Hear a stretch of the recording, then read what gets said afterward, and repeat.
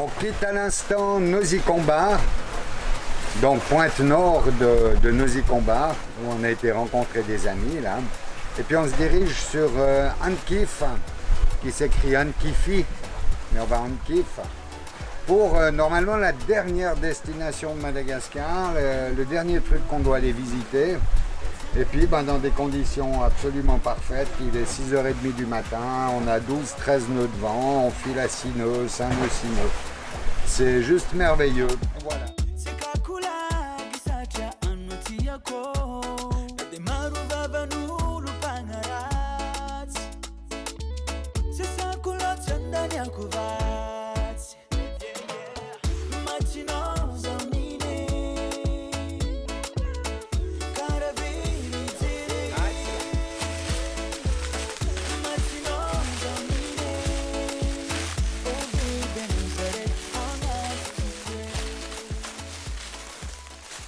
Bonjour, nous sommes dans la région du cacao de Madagascar et dans le nord-ouest, il y a cette région qui s'appelle le Sambirano qui produit tout le cacao de Madagascar en fait.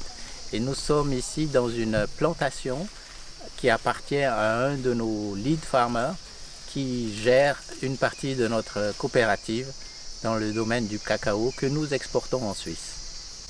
Madagascar produit environ 10 à 12 000 tonnes par année et ce lead farmer a à peu près 5 hectares de cacao dans différentes parcelles et en même temps il gère une quarantaine de petits planteurs qui viennent livrer leur cacao frais et c'est lui qui va transformer pour la suite pour la fermentation et le séchage dans le procédé après la récolte.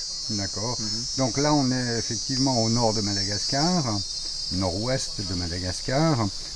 Et ça représente, je ne sais pas, en tablette de chocolat par exemple, qu'est-ce qu'on arrive à faire avec la production d'ici? Alors, sur les 10 à 12 000 tonnes, on arrive à faire quelque chose comme près de 240 millions de tablettes de chocolat de 100 grammes. Oui, 200 grammes, c'est ça. Razara Johnson, c'est un technicien sur le Centre-Anissa. Donc maintenant nous sommes là dans une parcelle de cacaoyer. Là c'est un arbre, pas trop long, pas trop court. Environ un arbre cacaoyer c'est peut-être environ des 6 mètres de long et les troncs se diamètre environ donc pas plus de 1 mètre. Cela dépend de la terre qu'il pousse ou bien la terre alvéoleuse. Et aussi, il y a aussi la terre un peu moins pauvre. Ça fait, dans la terre alvéoleuse, c'est terre riche. Donc, la plantation du cacao, c'est 5 ans maximum, c'est déjà possible. 3 à 5 ans, c'est déjà de cabosses de cacao. Donc, les cabosses cacao, ça va durer depuis de pollinisation jusqu'à maturité, environ 6 mois. 6 mois de court cycle. C'est pour cela donc les cacao à 6 mois c'est déjà presque mûr. Les cacaoyers, il y a de pollinisation qui fait par les insectes qui fait la pollinisation avec. Donc il y a des cacao variétés forastero et criollo. L'assemblage des cacao, des forastero et criollo, on donne les trinitario. Donc les parcelles ici, Bas-Sambiran, c'est au Sambiran, les variétés plus presque trinitario dans les Sambiran.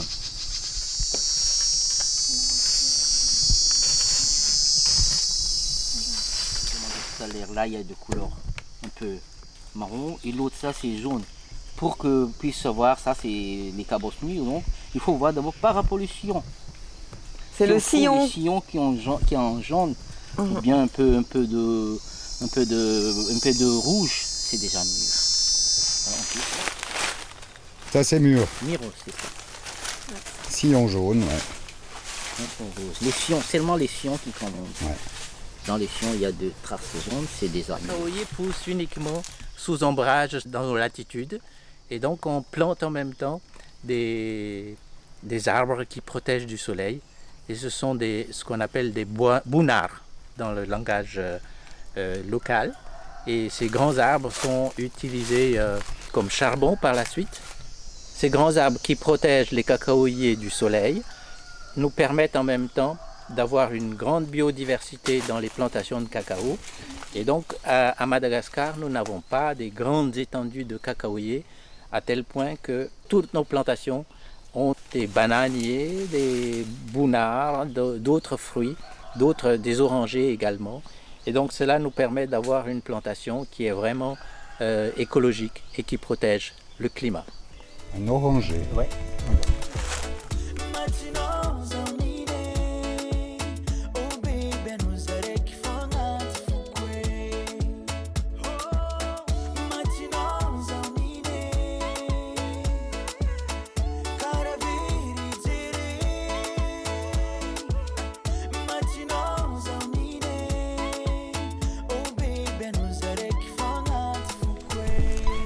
J'ai le plaisir de vous présenter nos jeunes agronomes. À la gauche, Johnson, notre technicien agronome qui est avec nous depuis plus de 10 ans, et Florica qui vient juste de sortir de l'école d'agriculture, Joachim aussi, ainsi que Merfine. Et là, c'est notre lead farmer, Damas, qui est le pilier de notre entreprise. Ces jeunes ont été engagés pour apprendre à polliniser manuellement les fleurs de cacaoyer, et ceci dans l'objectif d'augmenter la productivité de ces cacaoyers et en même temps augmenter le revenu du planteur. Dans la nature, le cacaoyer est pollinisé naturellement par des insectes, en particulier par des fourmis, et on obtient environ 5% de taux de pollinisation avec les insectes. Pourquoi un taux de pollinisation si faible? Parce que la fleur ne s'auto-pollinise pas, c'est-à-dire que la fleur mâle doit venir d'un autre arbre, et la fourmi a de la peine à traverser toute la plantation pour aller trouver la fleur femelle. Donc dans notre projet, nous avons appris à ces jeunes à polliniser manuellement, et Florica va nous montrer comment on pollinise ces fleurs. Voici, c'est le fleur du cacao. Dans le fleur, il y a 5 pollens et une seule stigmate. Pollen, voilà, le tout petit. 2.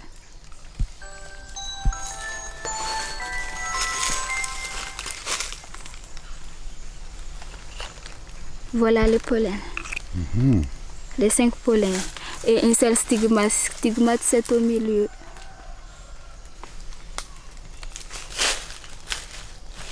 Voilà. C'est le stigmate. Pour le polliniser, on va utiliser des boîtes et une pince. D'accord. On va prendre les fleurs mâles dans l'autre arbre et après on va dans l'autre arbre pour faire la pollinisation. Ici c'est les fleurs et on enlève c'est ça le stigmate. Et on prend les pollens sur les fleurs qu'on a déjà collectées sur l'autre arbre. Ça, c'est le pollen. Et après, c'est passé sur le stigmate. Voilà, c'est comme ça la pollinisation. Une par une. Une par une. Donc sur une fleur, il y a 5 pollens. Donc une fleur, on peut polliniser 5 stigmates. Voilà, donc on voit sur une fleur, on peut avoir 8 nouveaux chérelles après 24 heures de pollinisation. Damas et Albert, qui lagafo tsongonga cacao, et jusqu'à par semaine, ils sont cacao mangala masque Notre lead farmer s'appelle Damas et Albert, et une fois par semaine, il va faire le tour de ces plantations pour récolter les cacaos matures avec ce grand outil qui s'appelle ici la gaffe. La gaffe. Comme sur un bateau. Voilà.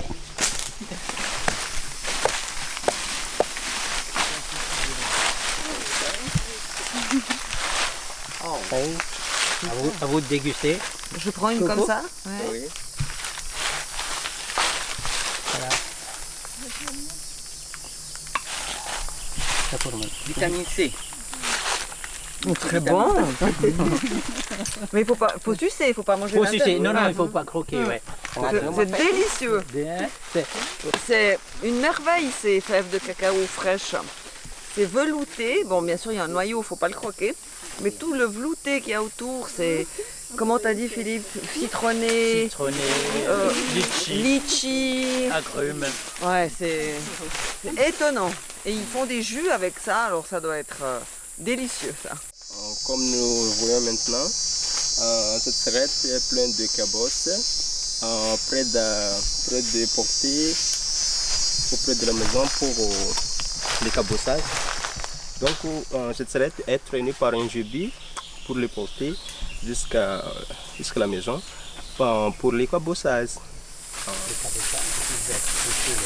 Voilà l'arrivée du moteur.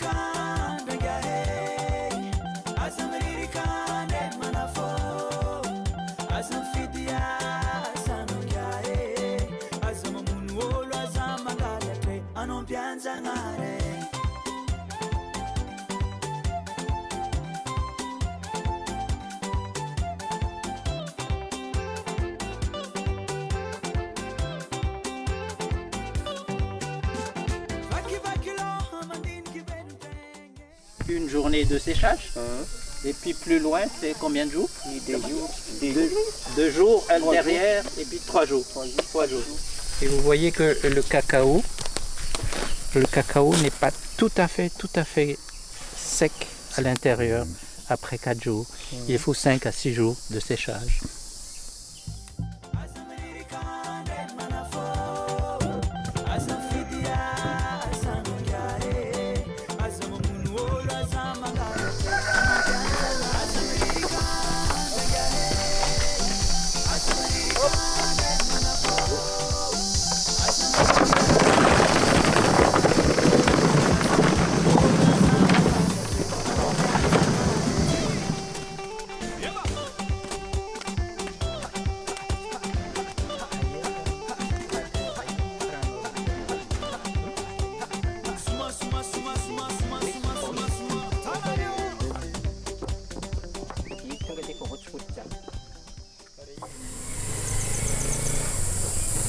À gauche, vous voyez l'outil traditionnel pour faire les cabossages et à droite, nous voyons un nouvel outil que nous avons développé.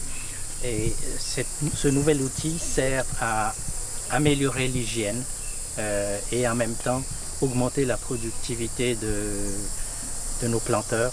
À gauche, les fèves vont être enlevées de la cabosse par une personne supplémentaire, tandis qu'à gauche, vous voyez la nouvelle pelle, le creux au devant du couteau va permettre de sortir les fèves sans avoir à toucher les fèves de cacao.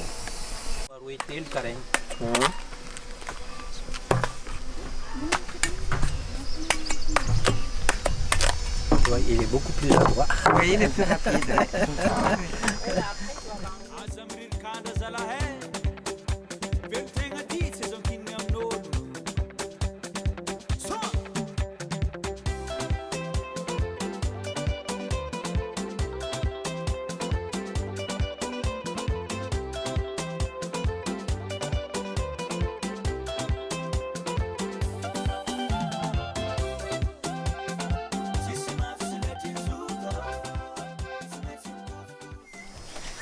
Après le cabossage, on va faire le fermentation.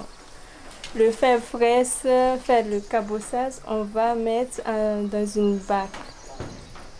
Ici, le premier bac, faire le premier jour de la fermentation. Le deuxième jour, on branchait dans le deuxième bac.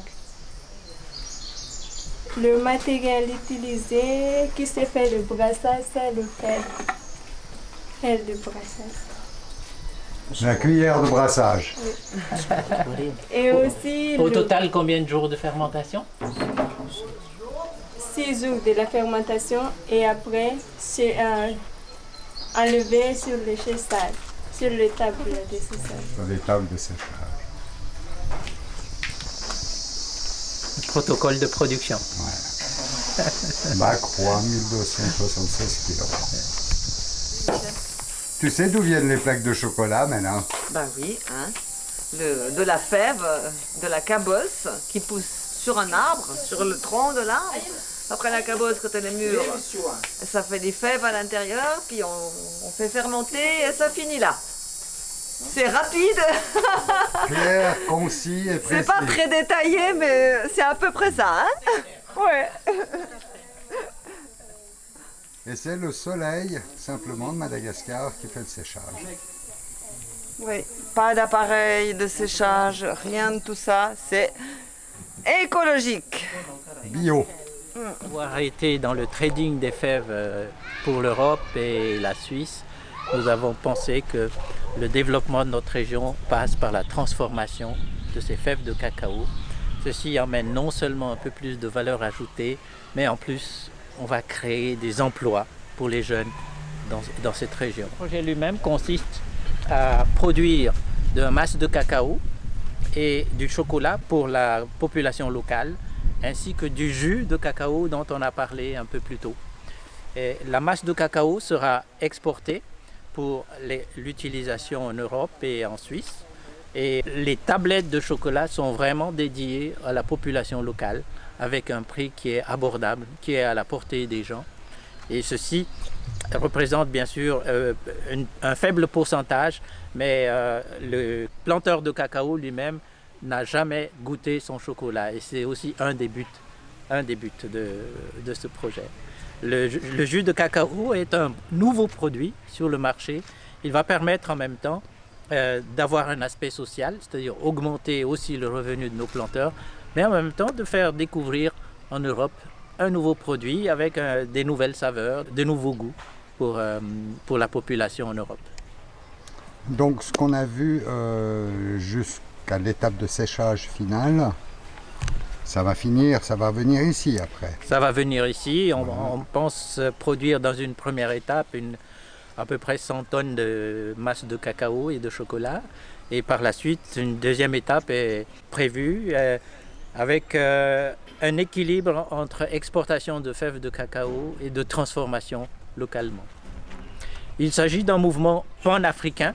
Ce n'est pas seulement à Madagascar où on a réfléchi à ça, mais il y a 2-3 ans de cela, il y a le Ghana, la Sierra Leone, qui sont nos partenaires dans ce projet pour nous donner techniquement des idées, des aspects techniques du projet qui nous aident pour réaliser ce projet, en sachant que le plus grand défi, c'est le transfert de savoir-faire dans le domaine du chocolat.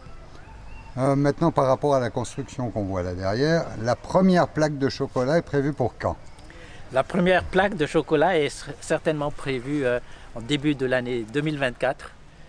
Et nos autorités suisses à Madagascar sont prévues de venir goûter ici.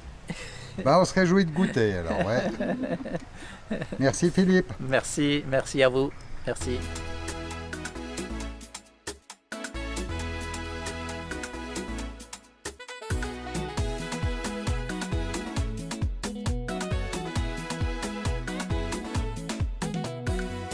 Mafananiano, esaladera, mila misutro, eranivera, avion anefa, miguka sitanga, alefarefe, mafana fana, mafana we, mafana wa, mafana we, mafana wa, mafana e.